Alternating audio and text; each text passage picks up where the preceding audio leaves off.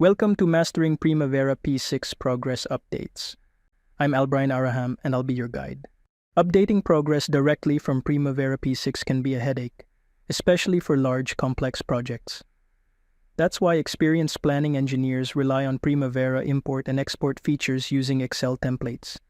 These templates make it easier to manage progress and update the schedule's actual dates, remaining durations, and resources. In this course, we'll guide you through creating a progress measurement system, or PMS template, to monitor site progress. Next, we'll demonstrate how to create a progress import template for transferring updates to your Primavera spreadsheet file. Finally, we'll provide a step-by-step walkthrough on updating your Primavera P6 schedule using our templates. If you're ready to learn this method now and adopt a systematic and productive approach at work, enroll now and master updating progress in Primavera P6.